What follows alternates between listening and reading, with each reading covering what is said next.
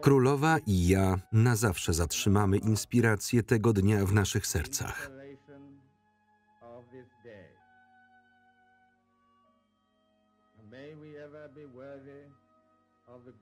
Obyśmy zawsze byli godni tej życzliwości, która nas otacza na początku moich rządów.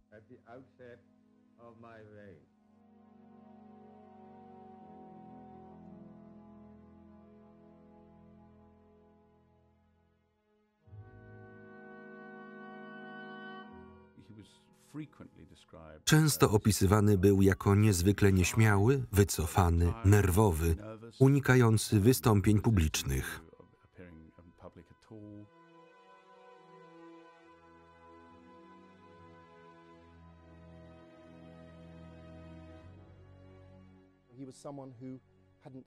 Nie pragnął władzy. Zostało mu to narzucone. Od tej pory jego życie polegało na próbie pogodzenia się z tym. Starał się być najlepszym królem, jakim mógł.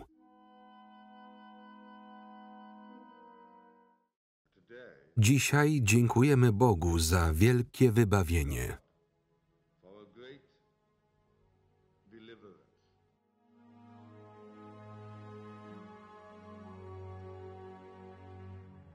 Król Jerzy VI. Bohater, jak zostać królem.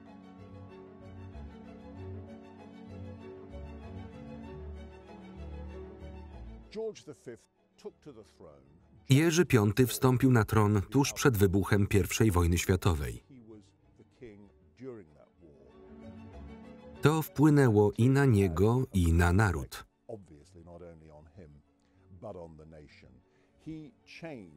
Zmienił nazwisko rodziny królewskiej. Pozbył się jej dawnych germańskich powiązań z domem Saxe-Gothenburg i Gotha. W 1917 roku zmienił nazwisko rodowe na Windsorowie.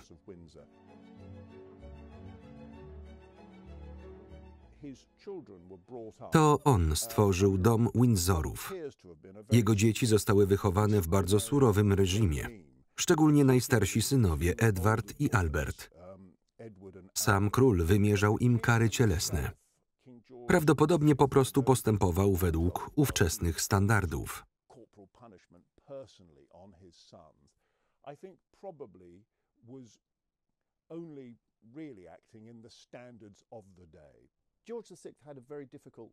Jerzy VI miał bardzo trudne dzieciństwo. Zaczął się jąkać około 8 roku życia. Istnieje wiele czynników, które do tego doprowadziły. Był leworęczny, jednak kazano mu pisać prawą ręką. Miał krzywe kolana i musiał nosić szyny, które sprawiały mu ból. W tamtych czasach to była normalna praktyka dla rodzin, które mogły sobie pozwolić na najlepsze porady medyczne. Jerzy V miał problem z wyrażaniem swojego podziwu dla syna, swoich prawdziwych myśli. Gdyby tylko mógł powiedzieć wprost, co czuje, z pewnością pomogłoby to Jerzemu VI.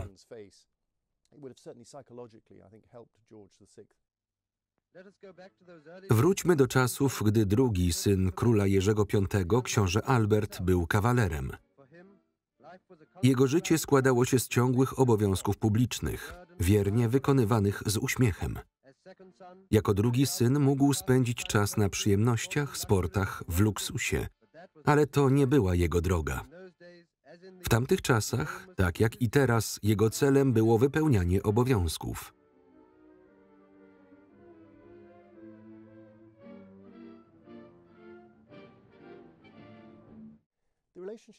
Relacja między przyszłym Edwardem VIII a Bertim jest bardzo interesująca.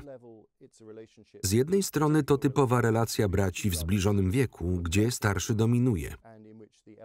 Każdy w takiej sytuacji miałby podobnie. Trzeba jednak dodać, że Edward był niezwykle przystojny, pewny siebie i czarujący.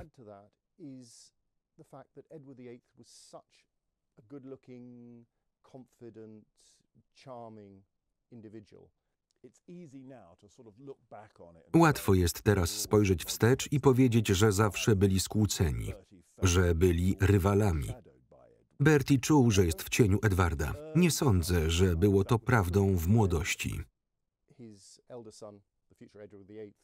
Kiedy najstarszy syn, Edward VIII, zaczął serię przygód z zamężnymi kobietami, jego ojciec coraz bardziej się irytował i coraz bardziej zbliżał się do Alberta.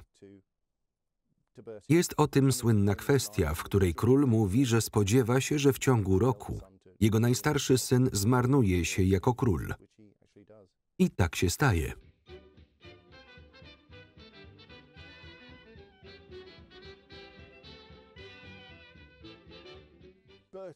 Bertie był prostym mężczyzną, jak jego ojciec. Lubił polować, strzelać, łowić ryby.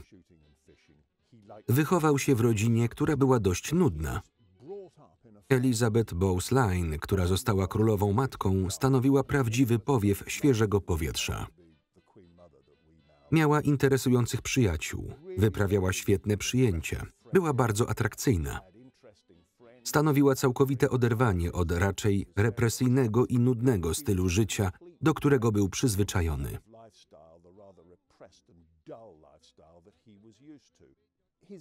Jego małżeństwo z Elizabeth Bowes-Lyon miało niezwykły wpływ na jego życie. Na początku nie chciała za niego wyjść. Musiał o nią mocno zabiegać. W końcu uległa. Od dnia uroczystego ślubu księcia Yorku i Elizabeth Bowes-Lyon w kwietniu 1923 roku w opactwie westminsterskim, ten mąż i żona uosabiali to, co jest w życiu najcenniejsze. Urodziła się im córka, a radość ludzi była zapowiedzią uczucia, którym darzymy księżniczkę Elżbietę i księżniczkę Małgorzatę. Rodzina królewska, idealna i szczęśliwa, stanowi przykład ogniska domowego, które jest fundamentem narodowego dobrostanu. Myślę, że to było najlepsze, co mu się przytrafiło. Znalazł prawdziwe szczęście. Miał z nią 2 córki, Elżbietę i Małgorzatę. Stworzyli rodzinę, którą zawsze nazywał naszą czwórką. To była podstawa jego życia. Był oddanym i kochającym ojcem i mężem. Niezwykle go wspierała we wszystkich problemach, szczególnie z jąkaniem. Jąkanie przyćmiewało każde jego wystąpienie publiczne. Nienawidził tego. To ona zachęcała go do prób leczenia. Chciała, żeby został uleczony. Mój dziadek przyjechał do Wielkiej Brytanii w 1924 roku z niewielkimi oszczędnościami, bez klinicznych kwalifikacji do terapii jąkania. Otworzył gabinet w centrum brytyjskiego środowiska medycznego na Harley Street, co jest dość odważnym posunięciem dla australijskiego, niewykwalifikowanego outsidera. Księżna i książę poszli obejrzeć spektakl, a za kulisami spotkali młodą aktorkę o imieniu Evelyn Boulay, która leczyła problemy z głosem u mojego dziadka. Rozmowa zeszła na temat zbliżającej się podróży księcia Yorku do Australii i jego niepokojów, a ona poleciła mu Lionela. Księżna zorganizowała pierwsze spotkanie w październiku. Od kiedy książę po raz pierwszy skonsultował się z Lougiem, odbyli niezwykle wiele spotkań. Były bardzo intensywne. W ciągu pierwszych 14 miesięcy spotkali się 80 razy. Spotykali się raz w tygodniu, na początku nawet częściej. Może znaczenie miało to, że Loug był Australijczykiem, a książę martwił się podróżą do Australii. Wycieczka po imperium. Australia przywitała królewską młodą parę słońcem, uśmiechami i wiwatami. Głównym powodem konsultacji z Lougiem była planowana podróż do Australii i Nowej Zelandii. Nie zaprezentował się zbyt dobrze podczas przemówienia na Wembley. Od tego przemówienia rozpoczyna się film.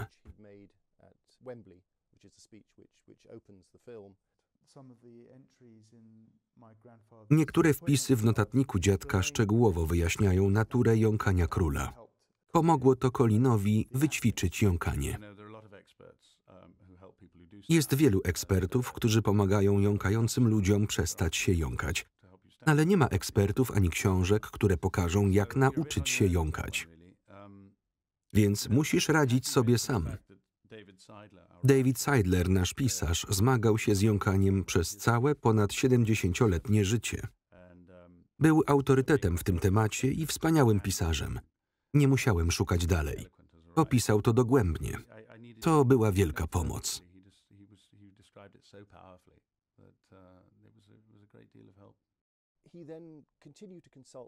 Potem kontynuował spotkania z Lougiem, rzadziej, w późnych latach 20. i 30. Ale po abdykacji brata pod koniec 1936 roku ich relacja nabrała tempa.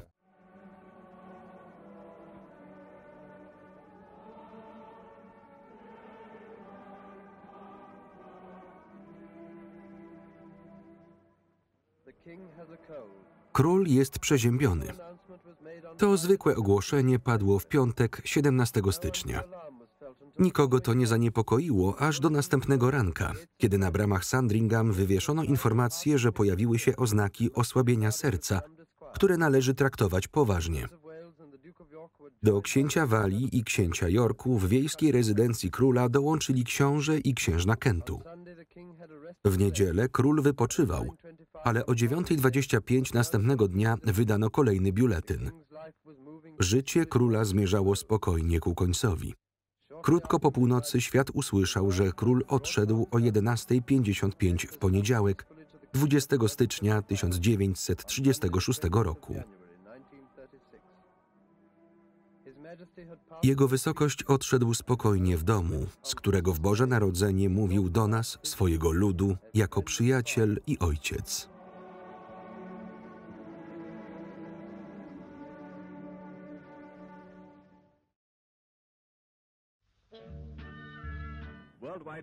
Uwaga świata skupiła się na Broadcasting House, siedzibie BBC, gdzie jego wysokość przyjechał samochodem, aby wygłosić swoje historyczne przesłanie. Król został powitany przez prezesa i dyrektora generalnego Sir Johna Reeda. Kilka minut później, po raz pierwszy w nowych rządach, naród i miliony imperium słuchały głosu jego królewskiej mości, króla Edwarda. Odwieczną tradycją brytyjskiej monarchii jest krótka wiadomość wysłana rodakom przez nowego władcę. Nauka pozwoliła mi nadać tej pisemnej wiadomości bardziej osobisty charakter i przemówić do was przez radio.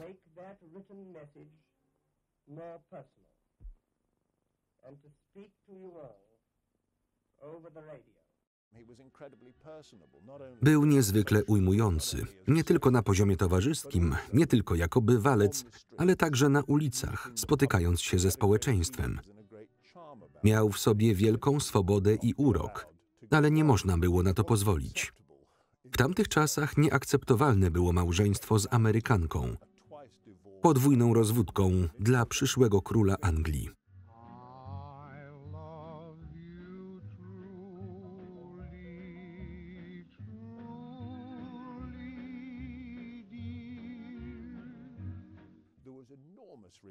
A w rodzinie królewskiej pojawiła się ogromna niechęć wobec Wallis Simpson.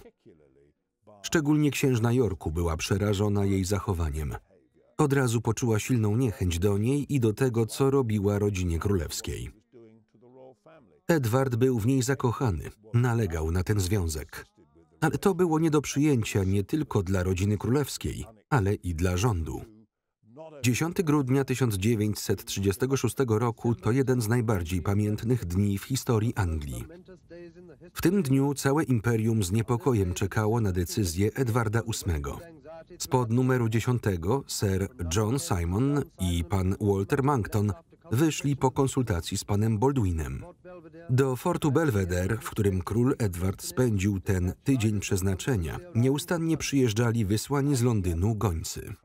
Gdy kryzys abdykacyjny narastał, ludność trwała w błogiej nieświadomości. Gazety nie drukowały żadnych informacji aż do ostatniej chwili. Król Edward i jego bracia opuścili Fort Belvedere, aby wysłuchać komunikatu radiowego o obradach parlamentu, które miały wyznaczyć koniec panowania. Ostatnia depesza z Downing Street i premier wyszedł. Tłumy rosły tutaj i w Westminster, aby usłyszeć wieści, które zapowiadały abdykację. Bertie patrzył na to, co się działo, z rosnącym poczuciem niepokoju i przerażenia. Później powiedział: ostatnią rzeczą, jakiej chciałem, to zostać królem. Przypuszczam, że prawie do samej abdykacji miał nadzieję, że można temu zapobiec. Nigdy nie był przygotowywany do roli króla. Był starszym członkiem rodziny królewskiej, drugim w kolejce do tronu, ale to zupełnie inna rola niż ta jego brata, księcia Walii. Abdykacja Edwarda VIII podzieliła ludzi.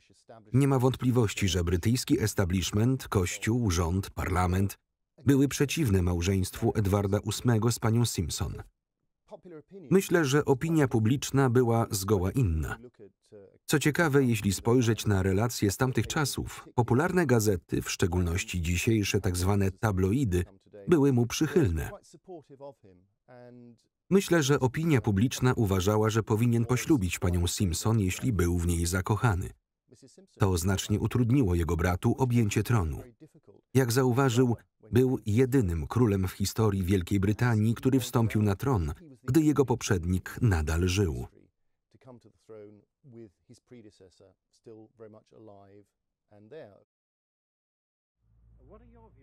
Jakie jest twoje zdanie? Myślę, że król powinien poślubić kobietę, którą kocha. Naród jest za nim i nie możemy go stracić. Moim zdaniem król powinien ożenić się z ukochaną. Był przyjacielem klasy robotniczej. Taka jest moja opinia o nim. Myślę, że król powinien sam zdecydować, kogo poślubi, bo wie, że wszyscy go popierają. W zamku Windsor jego królewska wysokość książę Edward. Kilka godzin temu wypełniłem swój ostatni obowiązek jako król i cesarz. Teraz, gdy moim następcą zostaje mój brat, książę Yorku, moimi pierwszymi słowami jest deklaracja lojalności wobec niego.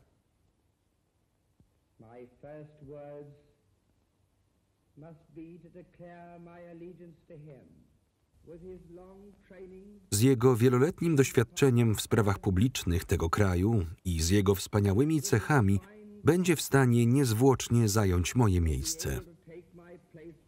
Podczas tych ciężkich dni byłem wspierany przez jej królewską mość, moją matkę i rodzinę.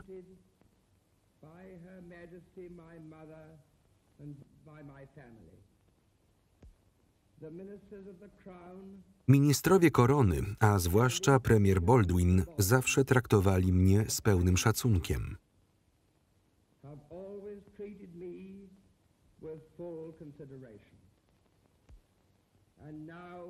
Teraz wszyscy mamy nowego króla. Z całego serca życzę jemu i wam, jego ludowi, szczęścia i pomyślności.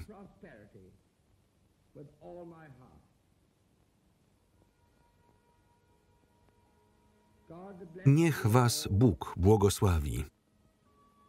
Boże, chroń króla.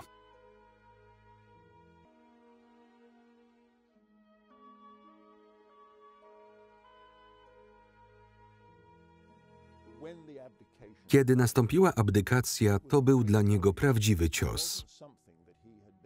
Nie było to coś, do czego przygotowywał się od miesięcy. Przez godzinę Bertie szlochał na ramieniu matki. Był zdruzgotany. Nie chciał korony. Był najbardziej niechętnym monarchą, no ale cóż, tak było trzeba. I, jak już wiemy, stanął na wysokości zadania. Królowa matka w orędziu do narodu powiedziała: powierzam wam króla Jerzego VI. Proszę was, abyście obdarzyli go tak hojną lojalnością, jaką obdarzyliście mojego ukochanego męża. Wraz z nim powierzam moją drogą synową, która będzie jego królową. Wiem, że przyjęliście już jej dzieci do swoich serc. Gorąco modlę się, aby lojalność i jedność naszej ziemi i imperium mogły być z Bożym błogosławieństwem utrzymane i wzmocnione. Prosimy Boga, przez którego królowie i królowe panują, aby pobłogosławił księcia Jerzego VI długimi i szczęśliwymi latami panowania nad nami. Boże, chroń króla.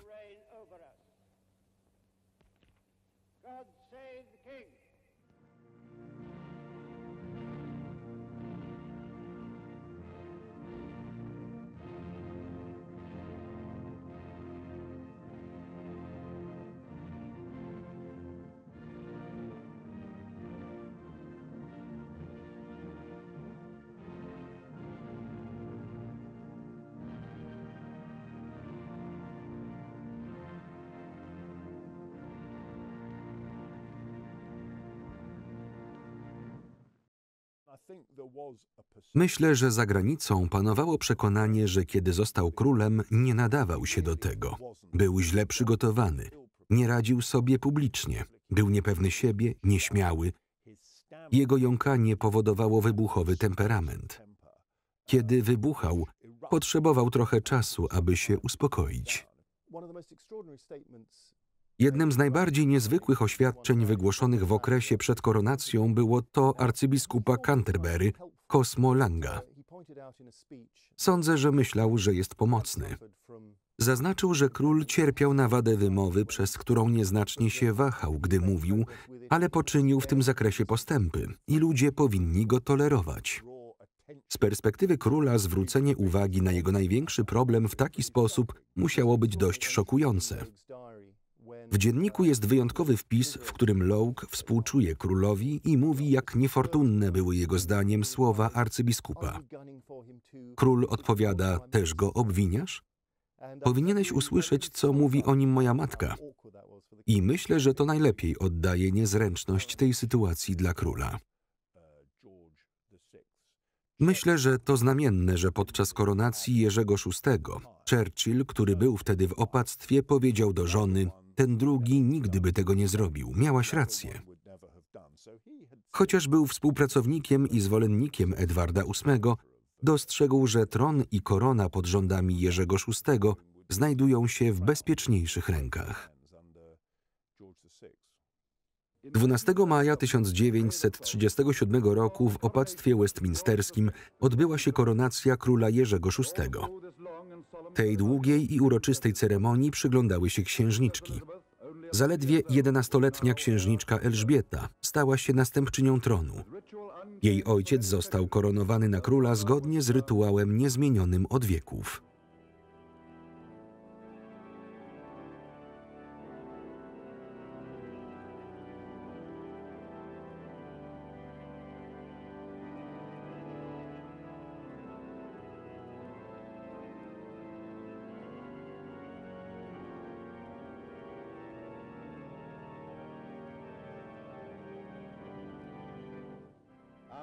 Po powrocie do pałacu Buckingham rodzina królewska wyszła na balkon, witana wiwatami wielu tysięcy mężczyzn, kobiet i dzieci zgromadzonych pod nim. Był to początek rządów pełnych wielu niebezpieczeństw i prób, ale Jerzy VI miał okazać się jednym z naszych najlepszych królów. Sama koronacja dowodzi, jak bardzo Logue zżył się z królem. Ku jego zaskoczeniu i radości otrzymał wraz z żoną Myrtle miejsca w loży królewskiej. Myślę, że ku przerażeniu nie tylko arcybiskupa Canterbury, ale także wielu innych osób, które nie rozumiały, dlaczego król chciał, by jego logopeda siedział na honorowym miejscu. Ale to tylko podkreśla, jak ich profesjonalna relacja przekształciła się w prawdziwą przyjaźń. Król naprawdę potrzebował jego obecności. Po tym, jak został królem w 1937 roku, wszystko nabrało tempa. Zarówno król, jak i Logue zostali wrzuceni do tej nowej roli. Król potrzebował jego stałej obecności, a także terapii, aby móc stanąć przed mikrofonem i przemawiać, czego musiał robić teraz o wiele więcej.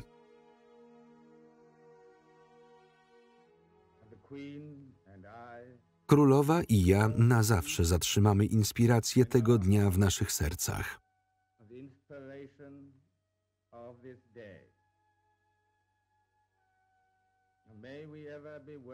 Obyśmy zawsze byli godni tej życzliwości, która nas otacza na początku moich rządów.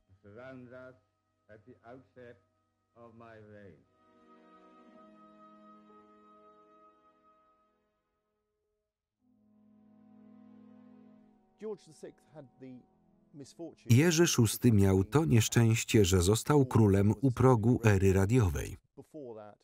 Wcześniej wszystko, co król musiał zrobić, to wstać lub nie spaść z konia, jak mówi jedna ze świetnych kwestii w filmie. Zmieniło to oczywiście wynalezienie radia w latach 30. I to był wielki problem dla Jerzego VI. 100 lat wcześniej prawdopodobnie ludzie nawet nie zauważyliby, że się jąkał.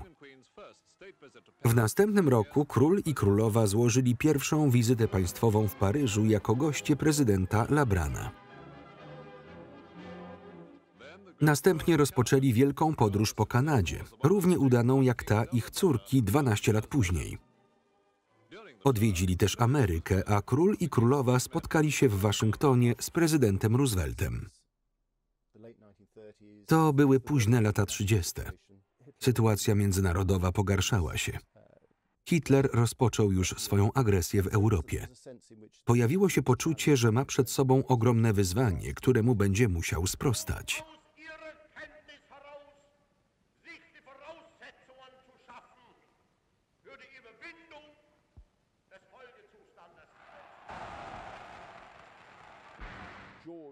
Jerzy VI opowiadał się za uspokojeniem nazistowskich Niemiec.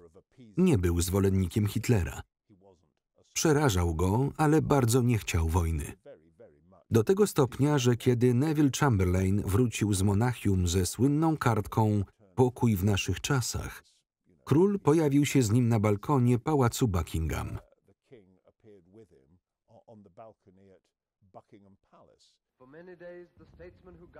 Przez wiele dni mężowie stanu naszego imperium z niepokojem omawiali kryzys w Czechosłowacji. Jak dotąd udało się uniknąć wojny, ale wciąż daleko do nadziei na trwały pokój. Król powrócił ze Szkocji, aby być blisko rządu i łatwiej konsultować się ze swoimi ministrami. Tłum pod pałacem Buckingham powitał go w stolicy. Potrzeba znalazła człowieka, premiera Neville'a Chamberlaina. Odkąd objął urząd, nigdy nie stracił determinacji, by zaprowadzić pokój w Europie. Kiedy ciemne chmury wojny groźnie zawisły nad ludzkością, premier podjął mądrą i odważną decyzję. Cóż, możemy nazwać go twórcą pokoju. Lord Halifax, sekretarz spraw zagranicznych, był w Heston, aby zobaczyć premiera podczas tego epokowego lotu do Niemiec, który był jego pierwszym lotem w życiu. Jako doradcy lecieli z nim Sir Horace Wilson i William Strang. Zanim opuścił Heston, wasz premier przemówił do was przez brytyjskie wiadomości. Zamierzam spotkać się z kanclerzem Niemiec, ponieważ w tej sytuacji dyskusja między nim a mną może mieć pożyteczne konsekwencje. Moja polityka zawsze polegała na dążeniu do pokoju, a gotowość Führera do przyjęcia mojej sugestii pozwala mi mieć nadzieję, że moja wizyta u niego nie będzie bezowocna.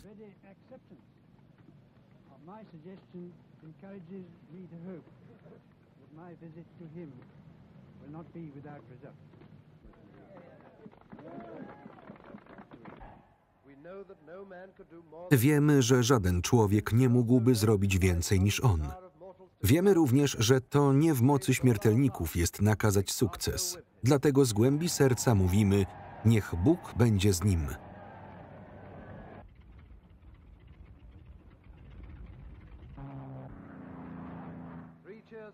Trzy wiwaty dla Chamberlaina. Król bardzo nie chciał, aby jego kraj szedł na wojnę. Oczywiście to z tego, co wydarzyło się podczas wojny, najbardziej go pamiętamy.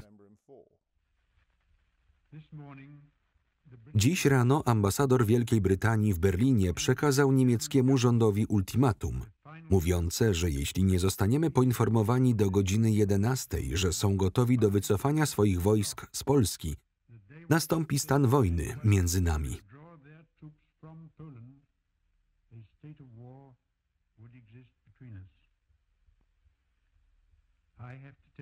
Muszę powiedzieć, że nie otrzymaliśmy takiego komunikatu i w konsekwencji nasz kraj jest w stanie wojny z Niemcami.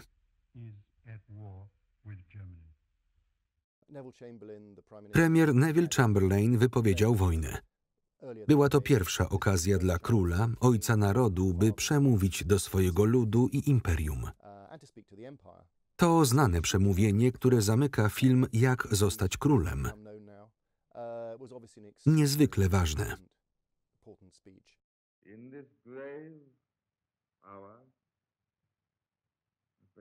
W tym mrocznym momencie, być może najbardziej fatalnym w naszej historii, wysyłam do wszystkich domostw mojego narodu, zarówno w kraju, jak i za granicą, to przesłanie.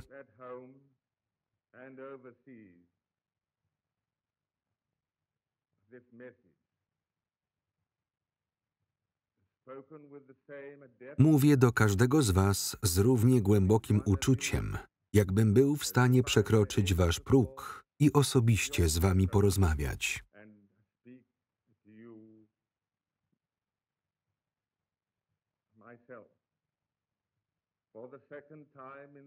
Po raz drugi w życiu jesteśmy w stanie wojny.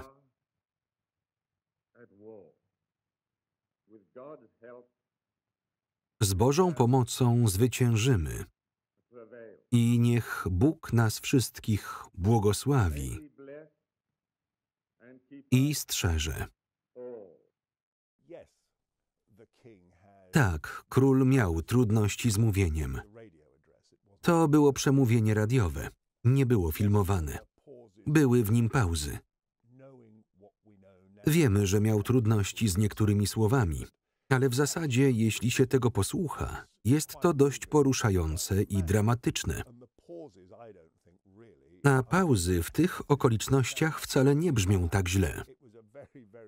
Było to bardzo poruszające przemówienie do narodu wygłoszone przez człowieka, który podczas wojny mocno utożsamiał się z cierpieniami i udrękami swoich poddanych. W pewnym sensie można powiedzieć, że II wojna światowa go uratowała, ponieważ tam był. Odegrał rolę wielkiego męża stanu, a pod koniec konfliktu stał się ukochanym królem ludu. Niezależnie od tego, czy był we Francji ze swoimi żołnierzami, czy w domu z ludźmi po bombardowaniu, jego odwaga i entuzjazm były inspiracją. Była to wojna totalna, a król wraz z wieloma poddanymi ucierpiał w wyniku bombardowania.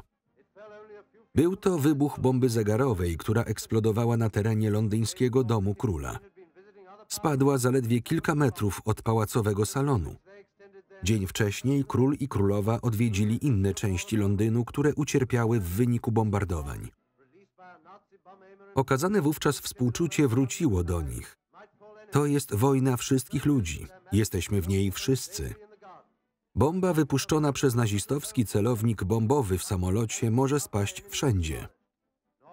Ich królewskie mości spacerują wśród gruzów w ogrodzie, tak jak inne rodziny w setkach domów. Król był w pałacu Buckingham podczas bombardowania przez Luftwaffe i ledwo uniknął śmierci. To właśnie wtedy królowa Elżbieta wypowiedziała słynne słowa: teraz możemy spojrzeć East Endowi w twarz. Był bardzo związany z cierpieniem ludzi. Regularnie odwiedzali zbombardowane dzielnice East End w Londynie. Król podlegał reżimowi racjonowania żywności. Osobiście mierzył wodę w wannach w pałacu Buckingham, bo nie wolno było napełniać wanny powyżej pewnego poziomu. Na wannie widniał atramentowy znak. Osobiście pilnował, by nikt nie marnował wody.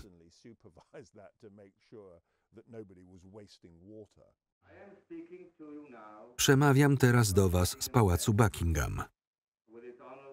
Przede wszystkim do Londyńczyków, choć moje słowa odnoszą się oczywiście w równym stopniu do wszystkich brytyjskich miast, miasteczek i wiosek, które zmagają się z tym samym niebezpieczeństwem.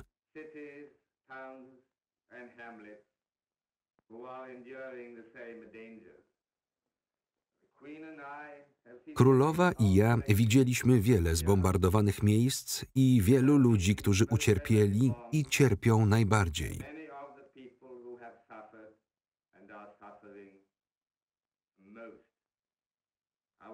i jesteśmy dziś z nimi sercem.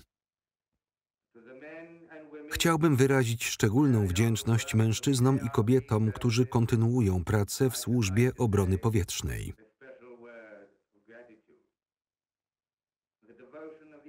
Poświęcenie pracowników cywilnych, strażaków, ratowników i wielu innych w obliczu poważnego i ciągłego niebezpieczeństwa przyniosło Brytyjczykom nową sławę.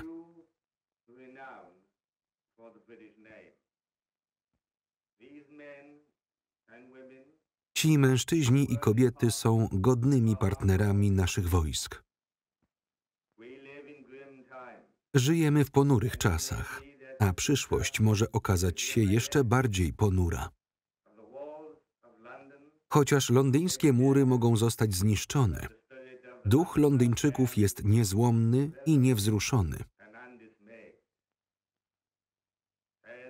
W Londynie, podobnie jak w całej Wielkiej Brytanii, piękne i historyczne budynki mogą być bezmyślnie atakowane. Skromniejsze domy, nie mniej drogie i znajome, mogą zostać zniszczone. Ale Anglia zawsze będzie stała przed światem jako symbol i twierdza wolności i będzie naszym ukochanym domem.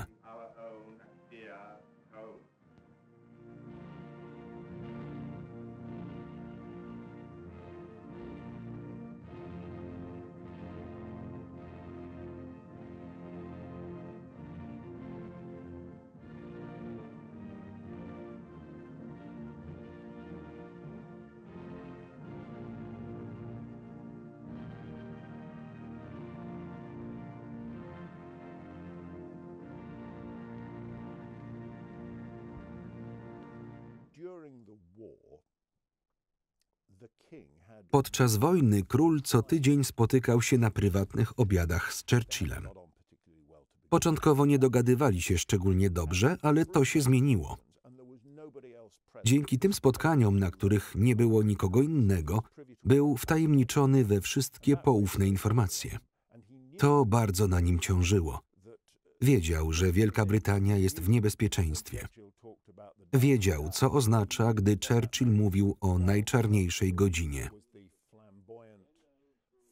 Podczas gdy Churchill był krzykliwą twarzą brytyjskiego buntu i wyrażał wszystkie te wielkie emocje, będziemy z nimi walczyć na plażach i tak dalej, król zachował spokój i wykonywał swoją pracę w bardzo nienachalny sposób, spotykając się z obywatelami, udając się na miejsce bombardowań na East Endzie i tak dalej. I myślę, że to miało duży wpływ na naród. Sądzę, że podczas wojny Jerzy VI był królem, z którym mieszkańcy tego kraju mogli się utożsamić, a to była bardzo ważna sprawa. 8 maja 1945 roku. Dzień zwycięstwa w Europie i scen wdzięcznej radości w sercu stolicy imperium, które odbiły się echem na całym świecie.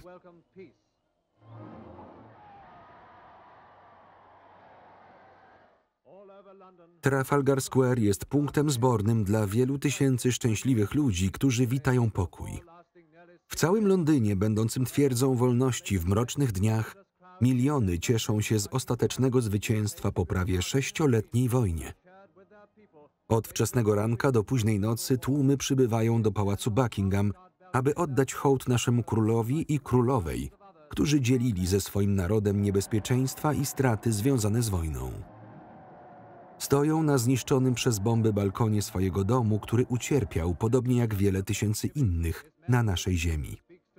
W tym momencie wdzięczności Jego Królewska Mość przemawia do swoich obywateli i swoich sił bojowych na całym świecie. Dzisiaj dziękujemy Bogu za wielkie wybawienie. Mówię z najstarszej stolicy naszego imperium, sponiewieranej wojną, ale nigdy ani przez chwilę nie zniechęconej czy przerażonej.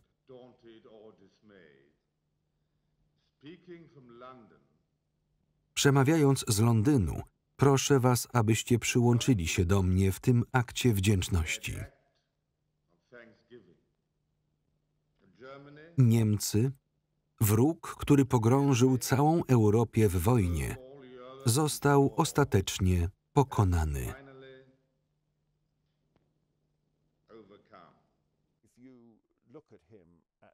Gdy spojrzymy na niego pod koniec wojny, na sfilmowanym przemówieniu do narodu, widzimy cenę, jaką zapłacił. Chodzi o to, że bardzo się postarzał. Żył w wielkim napięciu. Po wojnie przeraziło go wyrzucenie Churchilla w pierwszych wyborach powszechnych, ale bardzo szybko przystosował się do życia z lewicowo-socjalistycznym rządem robotniczym. Aneurin Bevan, ówczesny minister zdrowia, ojciec NHS, nawiązał szczególnie silne relacje z królem, co dziwne, jak na syna walijskiego górnika. Był ostatnią osobą, o której można by pomyśleć, że będzie miała jakąkolwiek interakcję z monarchą. Oboje się jąkali. Reakcja była natychmiastowa. Król dostosował się do zmieniających się czasów i mógł dostrzec zachodzące w Wielkiej Brytanii zmiany społeczne. Dzięki funkcji wyrażania woli i ducha mojego narodu, Izba Gmin nadal wypełniała swoje obowiązki, pomimo zbombardowania jej siedziby. Nowa komnata powstała w formie jak najbardziej zbliżonej do starej. Przypomina niemal domowe miejsce dyskusji i narad, jakby część swoich wartości czerpała z rodzinnego kręgu.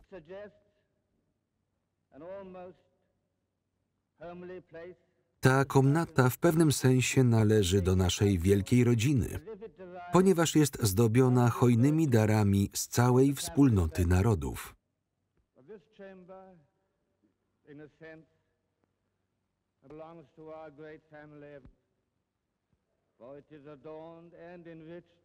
Będzie ona stanowić dla świata znak naszej wiary w wolność, gdzie wolni mężczyźni i kobiety mogą wypowiadać się zgodnie z własnym sumieniem.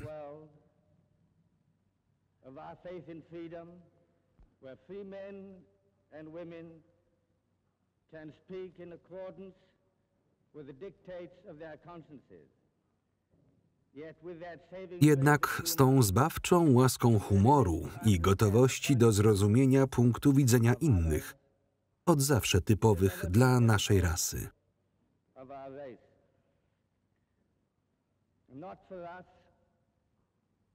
I nie dla nas tłumiące milczenie.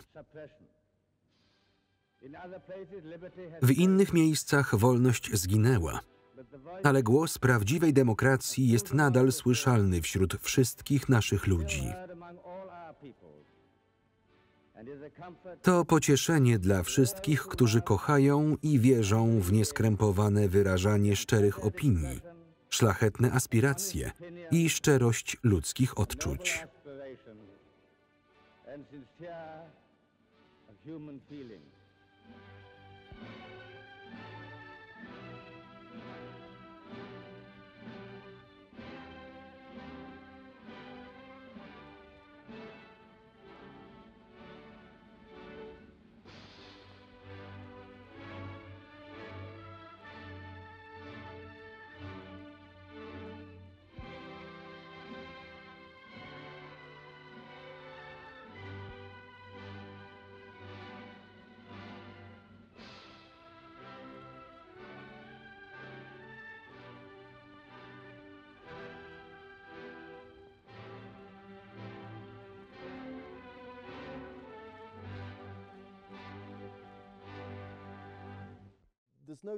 Nie ma wątpliwości, że wojna odcisnęła ogromne piętno na królu i jego zdrowiu. Przez całe życie nie cieszył się dobrym zdrowiem fizycznym. Napięcie wojenne z pewnością nie poprawiło sytuacji. Cała brytyjska wspólnota narodów jest z jego królewską mością po oświadczeniu doradców medycznych. Ostatnie publiczne wystąpienia jego królewskiej mości przedstawiają te zdjęcia. W Dniu Pamięci król zajął tradycyjne stanowisko, choć odczuwał już skutki swoich dolegliwości. Na przeglądzie terytorialnym w Hyde Parku jego wysokość osobiście sprawdził każdą jednostkę.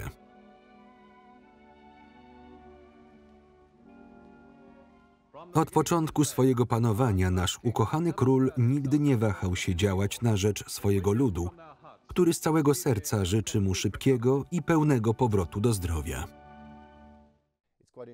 Dość interesujące jest to, że jedno z ostatnich przemówień, które wygłosił, czyli to bożonarodzeniowe, musieli poskładać z fragmentów wielu różnych ujęć. Nie był już wtedy na tyle zdrowy, by mówić nieprzerwanie przez 2 czy 3 minuty, ale nalegał na wygłoszenie go. Król przylatuje Wikingiem na lotnisko w Londynie po przerwaniu wakacji w Balmoral w celu dalszego leczenia.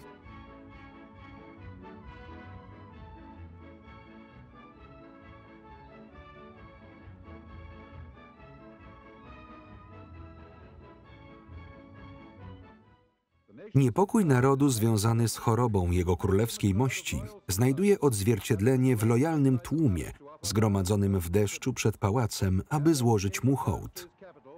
A gdy król powraca do swojej stolicy, wszyscy Brytyjczycy gorąco modlą się o jego zdrowie. Świętując 15. rocznicę jego wstąpienia na tron, wspominamy pierwszą wielką okazję w życiu mądrego i życzliwego króla – jego koronację.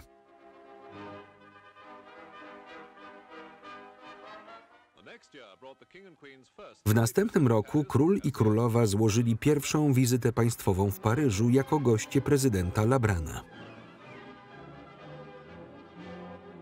Następnie rozpoczęli wielką podróż po Kanadzie, równie udaną jak ta ich córki 12 lat później. Odwiedzili też Amerykę, a król i królowa spotkali się w Waszyngtonie z prezydentem Rooseveltem. Potem przyszła wojna, ciężka próba dla młodego monarchy.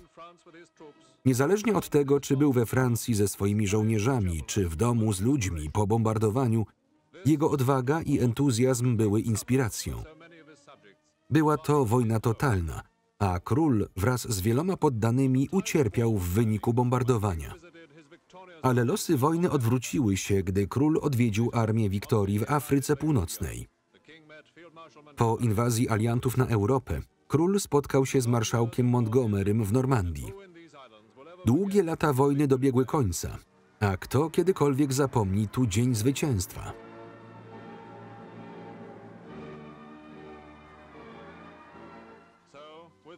Gdy więc w Wielkiej Brytanii zapanował pokój, król i królowa wraz z córkami udali się do Afryki Południowej na pokładzie HMS Vanguard. A małżeństwo księżniczki Elżbiety i księcia Filipa przyniosło wielką radość królewskim rodzicom. W 1951 roku Wielka Brytania ogłosiła swoje osiągnięcia na festiwalu South Bank. 15 lat panowania zebrało swoje żniwo i jego królewska mość musiał przejść poważną operację.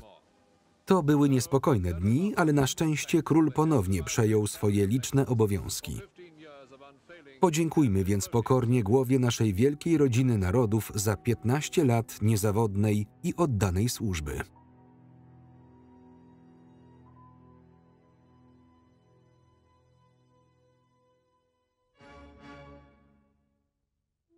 January 31 stycznia król Jerzy VI przyjechał pożegnać się z córką na londyńskim lotnisku.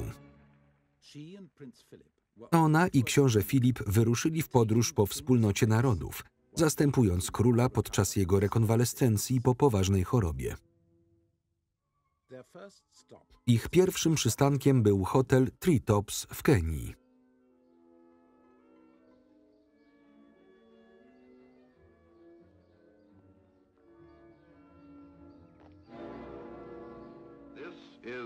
Tu Londyn. Z wielkim smutkiem ogłaszamy następujący komunikat. Dziś o 10:45, 6 lutego 1952 roku, Sandringham ogłosiło, że król, który udał się na spoczynek zeszłej nocy, odszedł spokojnie we śnie wczesnym rankiem. Teraz zdjął z siebie ciężar. Nawet król może w końcu odpocząć. Zdjął niechcianą koronę, która ciążyła mu na skroniach. Niepokoje państwa, gorzkie wojny, troski, które wypełniały jego zatroskaną pierś, naznaczyły go jak żołnierskie blizny. ale nawet król w końcu może odpocząć. Panie, obdarz go swoim pokojem, prosimy. Kto z nas najbardziej na to zasłużył?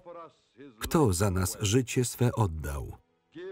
Daj temu królowi odpoczynek wojownika. Królowa, wdowa po królu, znana nam jako królowa matka, przeżywała to wszystko jeszcze długo po jego śmierci.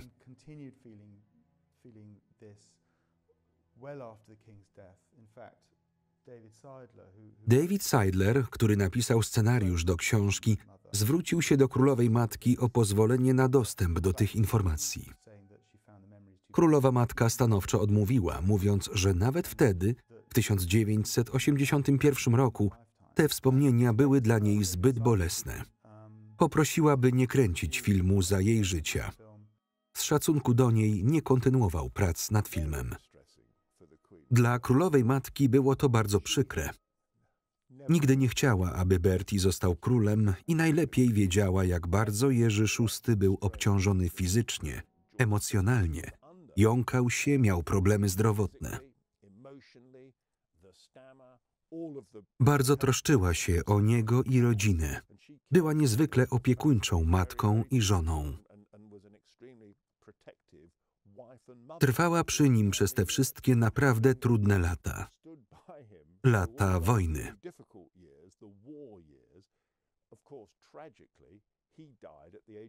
Zmarł w wieku 56 lat, a ona była wdową prawie drugie tyle. Śmierć króla Jerzego VI w 1952 roku była niewątpliwie wielkim wydarzeniem dla kraju. Bardzo tragicznym i smutnym, ponieważ król był dopiero po 50. Większości z nas, którzy tego nie przeżyli, trudno jest zrozumieć, jak niezwykły był to żal i żałoba. A także obawy o to, czy jego wciąż bardzo młoda córka sprosta temu zadaniu, będzie w stanie przejąć władzę jako monarcha.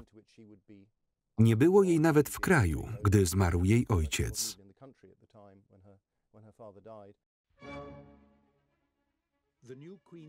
Ministrowie nowej królowej, na czele z premierem Winstonem Churchillem i liderem opozycji Attleem, zebrali się, by ją powitać, gdy przyleciała z powrotem do Londynu.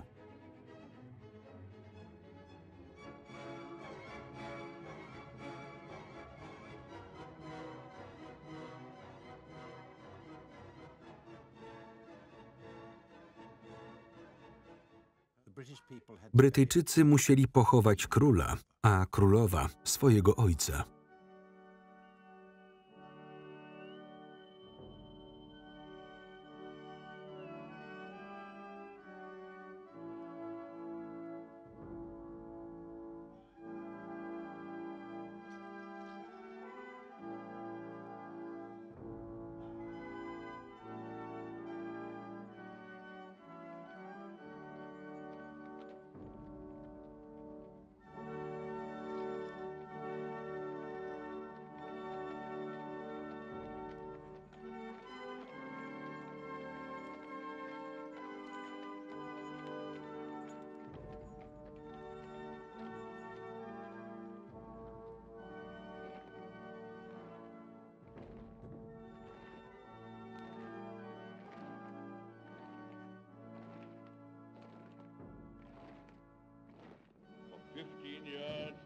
Jerzy VI był królem przez 15 lat. Nigdy, niezależnie od problemów w kraju i za granicą, w życiu publicznym i prywatnym nie zaniedbał swoich obowiązków. Zasłużył na salut pożegnalny od wszystkich swoich rządów i ludzi.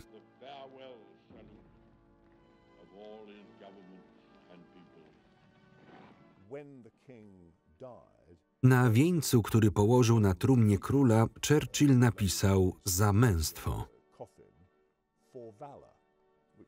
Są to słowa, które widnieją na krzyżu Wiktorii. Dowiódł, że jest monarchą swoich czasów. Nie był ekscentryczny ani ekstrawagancki. Był oddanym i lojalnym ojcem rodziny. Był uosobieniem ówczesnych wartości.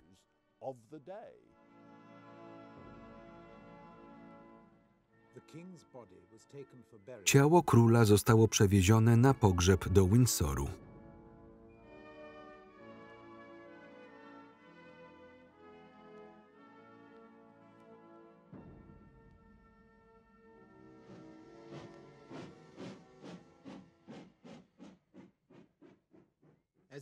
Kiedy został pochowany, Londyn zamilkł.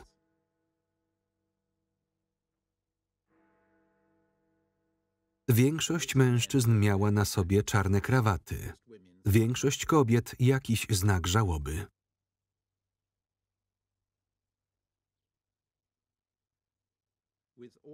Mimo prób zweryfikowania starych wartości, ludzie wciąż je szanują, pisał Times.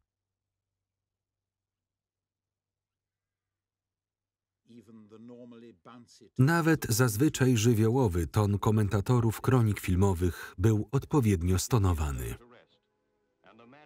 Król spoczął w grobie, a majestat śmierci zakończył się wraz z nowym początkiem dla rodziny. Młoda królowa przejmuje ciężar monarchii. Ciężaru nie ułatwiały wielkie nadzieje, z jakim teraz jej lud, trochę samoświadomie, wkraczał w nową epokę elżbietańską.